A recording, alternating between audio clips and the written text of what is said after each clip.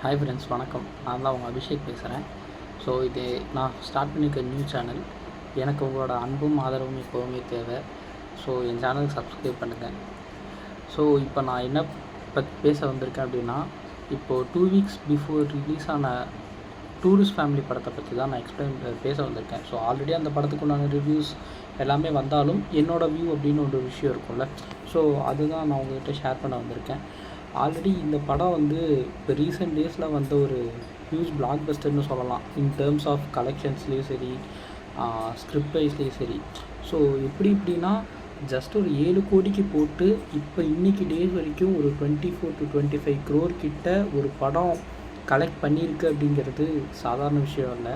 அதுவும் ரீசெண்ட் டேஸில் வந்த இந்த ஃபீல் குட் மூவிஸ்லாம் வந்து இப்போ கொஞ்சம் வர ஃபீல் குட் மூவிஸ்லாம் சொல்லப்போனால் ஒரு மாதிரி ஹார்ட் டச்சிங்காகவும் இருக்குது. இன்னொன்று நம்ம ஃபீல் குட் மூவிஸும் கொஞ்சம் எக்ஸ்பெக்ட் பண்ணுறோம். ஏன்னா இன்றைக்கு காலகட்டத்துக்குன்னு பார்த்திங்கன்னா இந்த மாதிரி மூவிஸ் நிறைய தேவைப்படுது.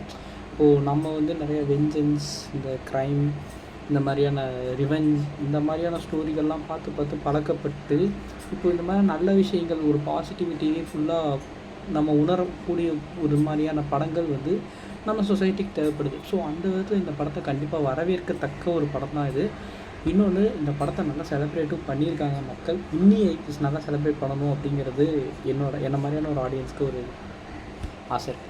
ஸோ இந்த படத்தை மூலயமா ஏன் இந்த படம் வந்து இன்னைக்கு பேச வைக்குது, இந்த படம் தூண்டுச்சு, இது வீடியோ போட தூண்டுச்சு அப்படிங்கிறது ரீசன் என்னென்னா, ஃபஸ்ட்டு இந்த படத்தோடைய அந்த கோர் தான். என்ன ரீசன்னா வந்துட்டு ஒரு கைண்ட்னஸ் அப்படிங்கிற ஒரு விஷயத்தை தான் வந்து இந்த படத்தில் மெயினாக பேசியிருக்காங்க. நம்ம எதை விதைக்கிறோமோ அதுதான் நமக்கு திரும்ப நமக்கு முளைக்கும் அப்படிங்கிற விஷயத்தை தான் இந்த படத்தில் நிறையா வந்து சொல்லியிருக்காங்க.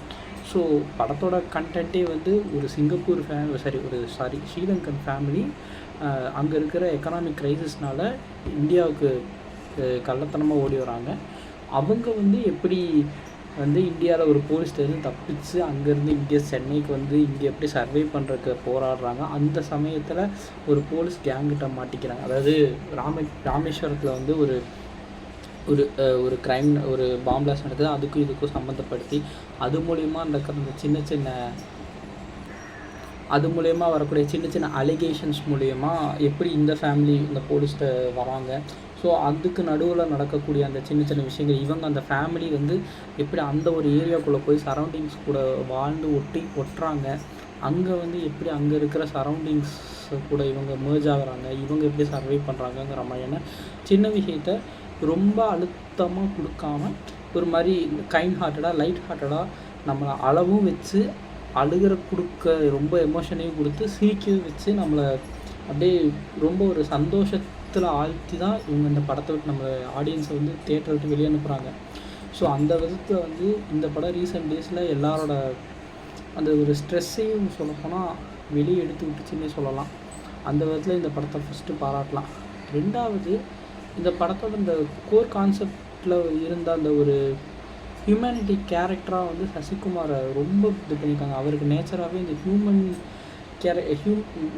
கைண்ட் நேச்சர் ரொம்ப அதிகம் போல்.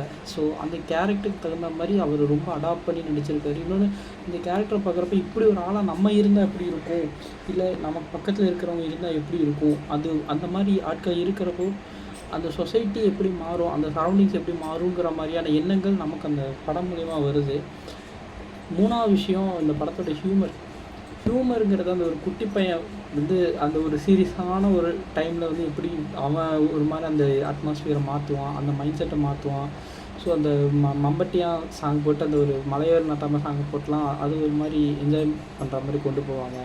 அந்த விஷயங்கள் ஸ்டார்டிங்கில் அந்த ரமேஷ் திலக் கூட நடக்கிற கான்வர்சேஷனில் வந்து ரமேஷ் திலக்கை கொஞ்சம் ஏமாத்துகிற மாதிரி அந்த சின்ன பையன் பேசுகிறது. ஸோ அந்த சின்ன பையனை வச்சு ஒரு ஹியூமர் கொண்டு வருது. சசிகுமாரை வச்சும் அதே மாதிரி அந்த ஓணம் சீன் ஒன்று வரும். அந்த போலீஸ்காரர் கூட பகவதி பெருமார் வந்து ஓணமான்னு கேட்டு போகிறப்போ அந்த பையன் திடீர்னு அந்த மாதிரி சின்ன ஹியூமர் வந்து இந்த படத்தில் ரொம்ப டிலைட்ஃபுல் வாட்சாக இருக்கும். நாலாவது, இந்த படத்தோடைய விஷுவல்ஸ் அண்ட் மியூசிக்னு சொல்லலாம். அது ஒரு மாதிரி என்னென்னா, விஷுவல்ஸ் பொறுத்த வரைக்கும் நல்லா ஒர்க் பண்ணியிருக்காங்க. பெரிய கேமரா மூமெண்ட்ஸ் அந்த மாதிரி இல்லாட்டியும் அது பார்க்குற நம்ம அப்படியே ஒரு மாதிரி அட்ராக்டிவாக ஹோல்ட் பண்ணியிருக்கேன். அதுக்கு தகுந்த ஸ்க்ரீன் ப்ளே ஒரு பக்கம் ரொம்ப இருந்துச்சு. இன்னொன்று, மியூசிக்கில் வந்து நல்லா தான் சொல்லப்போனால் ரொம்ப நல்லாவே போட்டிருக்காங்க. அதுலேயும் ஒரு சில சாங்லாம், அந்த இறக்கை சாங்லாம் ரொம்ப அட்ராக்டிவாக படத்தில் ரொம்ப அழ வச்சுக்கிட்டே இருக்கும். அந்த மாதிரியான இது தனியாக கேட்குறத விட அந்த படத்தோட பார்த்தா இன்னும் சூப்பராக இருக்கும். அது கிளைமேக்ஸில் வர இன்னொரு சாங், யுவன் பாடின சாங்கு, அது எல்லாமே ஒரு மாதிரி நம்மளை மெய் மறக்க வைக்கும். என்ன இந்த பிஜிஎம் வந்து மட்டும் இந்த பழைய படங்கள், இந்த குட் நைட் அந்த மாதிரியான சாயல் கொஞ்சம் இருக்கும். இன்னொரு விஷயம் வந்து இந்த படம் ரொம்ப நமக்கு இப்போ ரீசெண்ட் டேஸில் வந்து கொஞ்சம் எதை பற்றி பேசுது. இந்த படம் பேசின அந்த விஷயம் வந்து நம்ம வந்து ஒருத்தர்கிட்ட கைண்டாக இருந்தால், நம்ம இன்னொருத்தர்கிட்ட எக்ஸ்பெக்ட் பண்ணுறத விட நம்ம ஒருத்தர்கிட்ட கைண்டாக இருந்தால் அந்த கைண்ட்னஸ் அப்படிங்கிற ஒரு விஷயம் நம்மளையே காப்பாற்றும், வாழ்க்கை அப்படிங்கிற விஷயத்தை வந்து இவங்க ரொம்ப சென்சிபிளாக சொல்லியிருப்பார். உண்மையை சொல்ல போனால் அந்த பையன் ஜஸ்ட் ஒரு 25 ஏஜ் தான், லொயாலா காலேஜில் படித்த ஒரு ஸ்டூடெண்ட் தான் போல். அவ்வளோ சென்சிபிளாக எடுத்திருப்பான் படத்தை. சென்சிபிளாகவும் ஒரு மாதிரி அந்த ஸ்க்ரீன் ப்ளே வந்து ஒரு சின்ன பையனாக எடுத்து எழுதலாம் அப்படிங்கிறதே ஒரு ஆச்சரியமாக இருந்துச்சு. ஸோ இந்த மாதிரியான ஃபீல் குட் ஜானர்ஸ் இப்போ ரீசெண்ட் டேஸில் நம்ம வரவேற்கத்தக்கக்கூடிய ஒரு சில படங்கள் இந்த மாதிரி வந்தாலும் நம்மளும் போய் ஃபேமிலியோடு என்ஜாய் பண்ணலாம். So hats off to this team.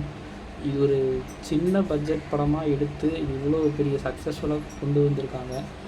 இந்த படம் மூலயமா வந்துட்டு நம்ம ஒரு விஷயம் என்ன தெரிஞ்சுக்கிறோன்னா, தமிழ் ஆடியன்ஸை பொறுத்த வரைக்கும் இந்த ஃபீல் குட் மூவிஸ் வந்து நிறைய மிஸ் பண்ணுறாங்க ரீசெண்ட் டேஸில். ஸோ இந்த மாதிரியான அது எல்லாமே ஃபீல் குட் மூவிஸை திரும்ப திணிக்க வேணாம், பட் எடுக்கிறப்போ அதுக்கு தகுந்தா பிளான் பண்ணி அதை ஒரு டியூரேஷனில் முடித்து அந்த ரொம்ப வந்து நம்ம ட்விஸ்ட்டு டேர்ன்ஸ் அந்த மாதிரியான விஷயங்கள்லாம் இல்லாமல் இப்போது நமக்கு கனெக்ட் ஆகிற மாதிரியான விஷயங்கள் இந்த படத்தில் பர்சனலாக நிறைய சீன் கனெக்ட் ஆச்சு. மெயினாக ஒரு சீன் ஒன்று வரும், அந்த டேரக்டரே ஒரு ஃப்ளாஷ்பேக் சீன் ஒன்று நடிச்சிருப்பபடி, அம்மா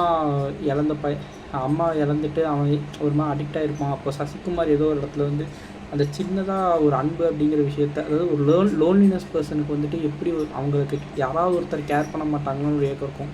அந்த மாதிரியான ஒரு கேரக்டர் இருக்கும்.